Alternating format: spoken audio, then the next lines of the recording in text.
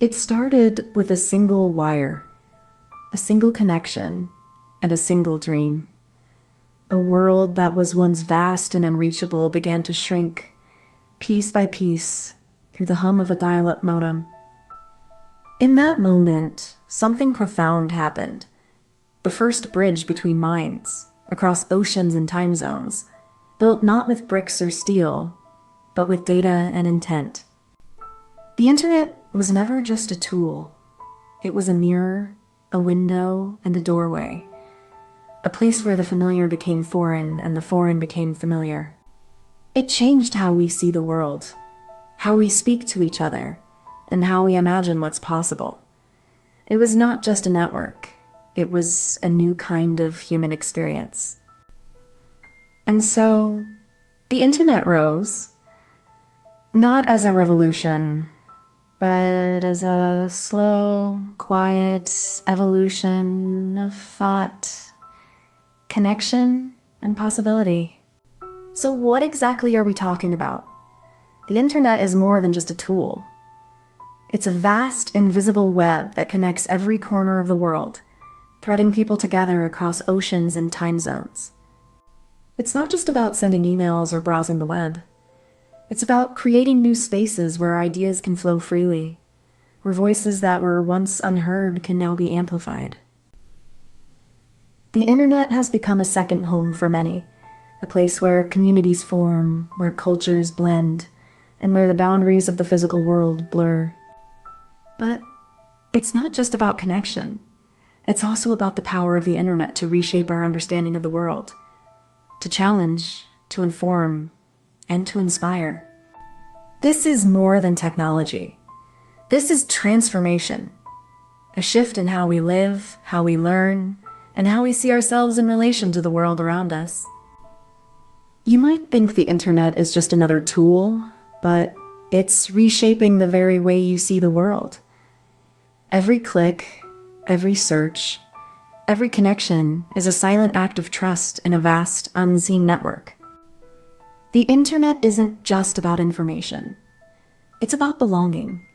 It's how you connect with people across oceans, how you find communities that understand you, even when you feel invisible. The internet is a mirror, but it's also a window. It shows you who you are and who others are, but it also lets you see places and lives you could never have imagined.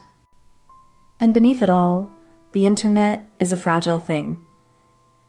It's not just lines of code. It's a shared space, a shared responsibility. What you do online affects others, even if you never meet them. So yes, you might not think about it every day, but the internet is already inside you. It's in your thoughts, your choices, your sense of self. And that's why you should care, because you already are. In the early 1960s, ARPANET was born out of Cold War necessity, a network designed to survive nuclear attacks. It was the first step toward a connected world, a digital lifeline hidden beneath the surface of the American landscape.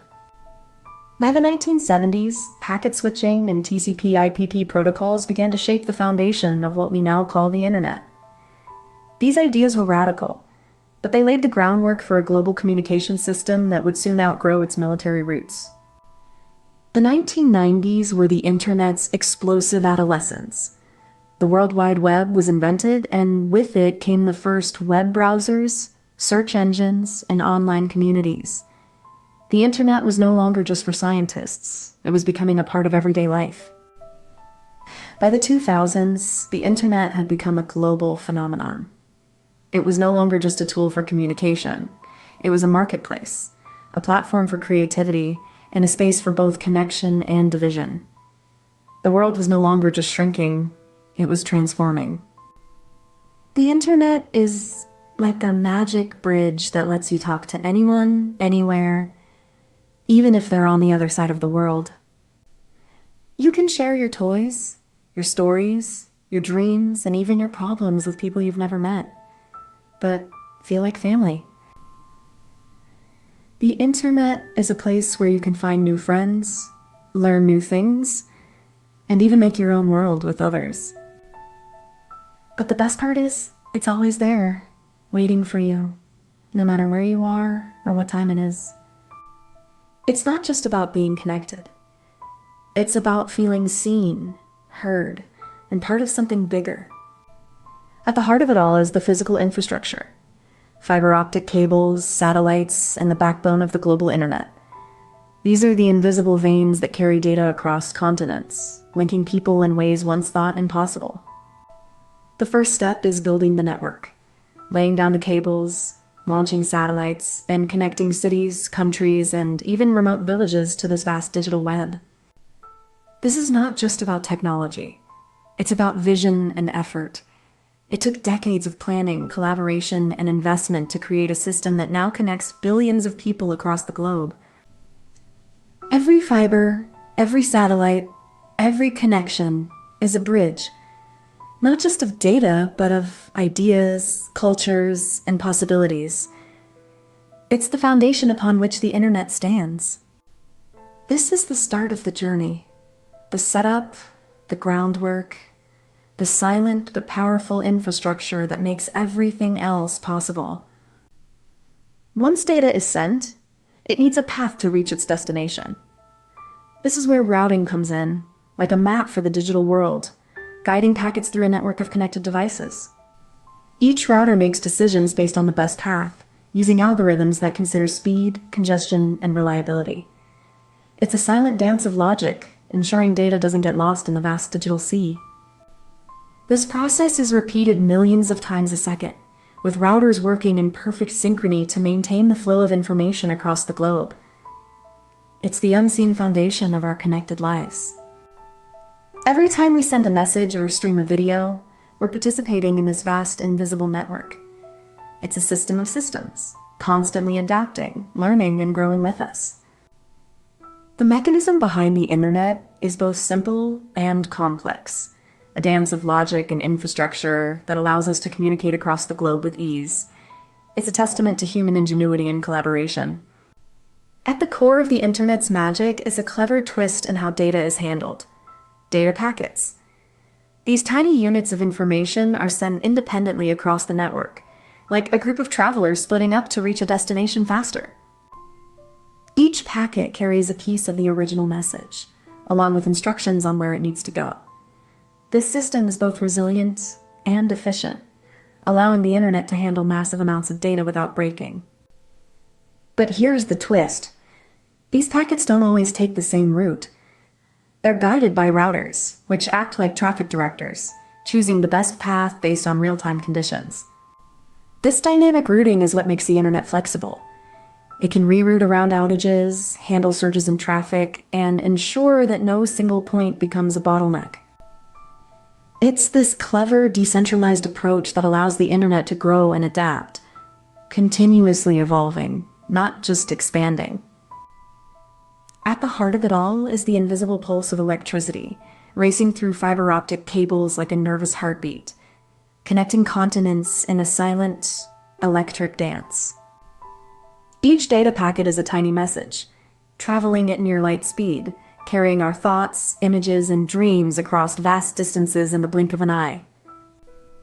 Every click, every scroll, every search is a ripple in a vast ocean of information, carried by the invisible currents of science and human ingenuity. The internet is not just a tool. It is a living network, a mirror of our collective consciousness, shaped by the science that allows it to exist. Behind every connection is a world of science, of math, of coded dreams, quiet, powerful, and endlessly unfolding. Imagine the internet as a vast, invisible city. Every person, every idea, every connection is a street lamp, glowing softly in the dark. You don't see the city, but you feel its pulse in every click, every search, every message. A hum beneath the surface of everyday life. Like a dream you can't quite remember, the internet is real, yet it feels like it's always just out of reach. A place that exists only when you're looking for it. It's a gloriously dumb but accurate analogy. A city without walls, where everyone is both visitor and resident, and no one is ever truly alone. Comment this emoji if you made it to the end. You know that feeling when you're scrolling and suddenly you're not just looking at a profile? You're looking at a life you've never met, but somehow feel like you've known. It's not just the photos or the updates. It's the way they talk, the way they laugh, the way they pretend they're okay when they're not. We've built whole relationships in the silence between likes and comments, in the pause after a joke that never lands. It's not the technology that's changed us. It's the way we've used it to reach out, to connect, to feel seen in a world that often forgets. And maybe, in the end, that's what it's all about. Not the connection itself, but the longing to be connected, to be known, to be loved. We're talking about how the way we connect has changed. Not just the tools we use, but the very way we see each other and ourselves. We used to meet in person, feel each other's presence, and build something real. Now, we scroll, react, and sometimes forget how to be fully present. The question isn't just whether we're connected more or less. It's whether we're connected in a way that truly matters. This isn't just about technology. It's about how we've redefined intimacy, and in doing so, perhaps redefined what it means to be human. You think you're just scrolling, but you're actually watching how people love, hurt, and connect in ways you never intended. You've seen the love, but you've also seen the loneliness, and it's not just on the surface. It's in the way people say things they don't mean, and mean things they can't take back. You've been hurt by someone you thought you knew, and you're not sure if it's them, or if it's the way you saw them through the filter of a screen. You're not just a spectator. You're a part of the story, and you're shaping it every time you click, like, share, or ignore. You don't have to be perfect, but you do have to care, because the way you choose to engage, or not, is shaping the world you live in.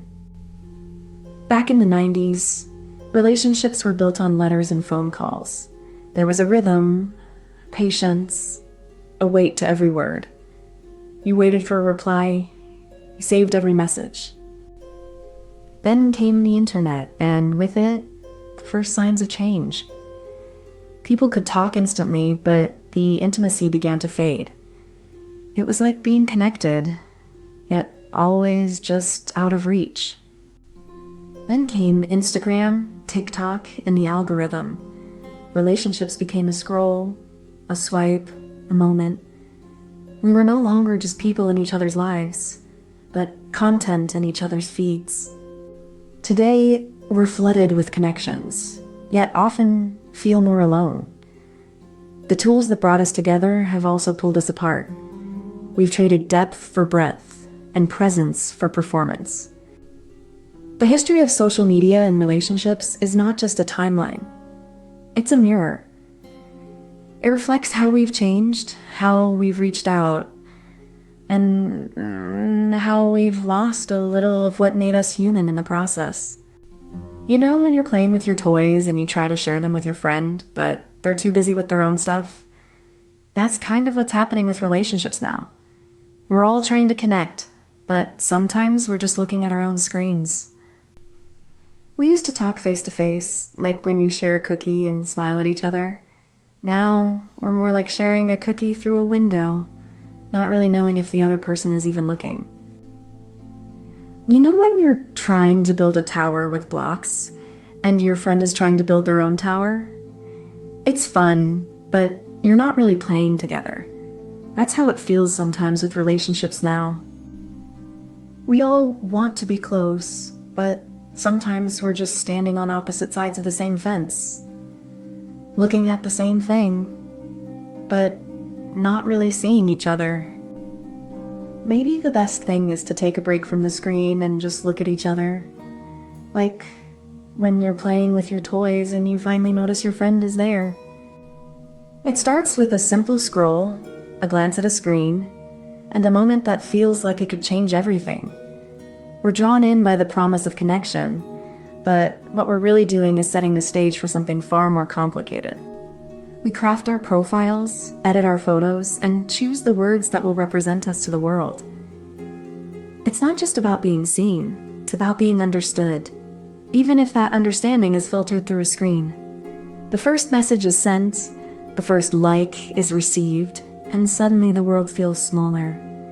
But what we're really building is a fragile illusion of intimacy, one that can be easily disrupted by a missed reply or a silent notification. This is where the real work begins, not in the words we type, but in the choices we make about who we are and who we want to be. Every click, every comment, every like is a step in the setup of a relationship that may never fully form. The setup isn't just about who we choose to connect with. It's about who we decide to become in the process. And that's where the transformation really begins. We scroll, we connect, we scroll again. It's not just about finding people. It's about being found in fragments, in moments that are never fully real. Each like, each message, each notification is a tiny confirmation that we exist, that we matter, that we are not alone in this vast, silent world. The algorithm is not neutral. It remembers, it chooses, it curates. It doesn't just show us people, it shows us versions of people, shaped by what we want, what we need, what we fear. And so, we become both architects and prisoners of the system. We build our identities in pixels, and in the end, we are only ever seen through the filter of someone else's gaze. We scroll, we filter, we edit, and then we share. But the real trick isn't in the likes or the followers. It's in the algorithm, which learns what we want to see, and then shows us more of it, until we no longer see the world, but just a version of it. The algorithm doesn't just show us what we want. It shapes what we want. It crafts our desires, our preferences, our identities, all based on what we clicked, what we've spent time on, and what we've ignored. And so, we begin to believe that what we see is all there is, that our lives are defined by the content we choose to share, and that our relationships are built on the curated versions of ourselves. The algorithm doesn't just feed us content. It feeds us a narrative, a story that is not our own, but one that we have come to believe is our reality. And in that reality, we are more connected than ever, and more alone than we've ever been. It's not about the technology. It's about the way it bends us, shapes us, and in doing so, changes the very meaning of connection and intimacy in a way we can no longer fully understand. There is a science to how we connect, a quiet hum beneath the noise of likes and comments. It's the way our brains are wired to crave validation, to seek belonging, to feel seen. Neurochemicals like dopamine and oxytocin flood our systems when we receive a message or a notification. These are the same chemicals that bond us in real life, but now they're triggered by pixels and algorithms. The science of connection is now tangled with the science of distraction. We're not just using technology to stay in touch, we're using it to avoid being alone. This is not just about what we post. It's about what we feel, what we miss, and what we never truly see. The science is there, but the heart is missing. We're like ants in a digital hive, chasing the glow of a screen instead of the warmth of a shared glance. Our connections are built on likes and shares, but they lack the weight of a real heartbeat or a whispered truth. It's not that we're incapable of love anymore. It's that we've forgotten how to love without the filter.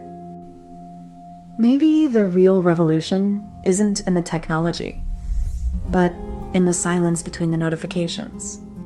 Let's not be the ants. Let's be the ones who remember that a conversation is more than a caption. Comment this emoji if you made it to the end. You know that moment when your phone buzzes and for a second you feel like you're being called by something bigger than yourself? It's not just a notification. It's like a whisper from the world, a tug that says, you're not alone, but you're missing something. We're all connected, but sometimes it feels like we're just shouting into a void, hoping someone will hear us. Maybe the real question isn't how to stay connected, but how to stay present. In a world that never sleeps, maybe the most profound connection is the one we lose when we're always looking for the next signal. We're talking about the way we've lost touch with what feels real. In the rush to stay connected, we've forgotten how to be present. It's like we're always half here, half somewhere else. We're not just talking about technology. It's about the noise, the constant stream of notifications, the pressure to always be available, the fear of missing out. It's a kind of modern loneliness. Reconnecting isn't about cutting off the world. It's about choosing where we spend our attention. It's about asking, what do I truly need? And what am I just trying to fill? It's about creating space for silence, for stillness, for the things that can't be measured in likes or shares. It's about returning to the simple, the sacred, the real. Reconnecting is a choice. It's not easy, but it's necessary. Because in the end, we're not just trying to stay connected. We're trying to stay alive. You think you're fine with being always online, but there's something about the silence that feels like a kind of truth. It's not just absence, it's presence in a different way.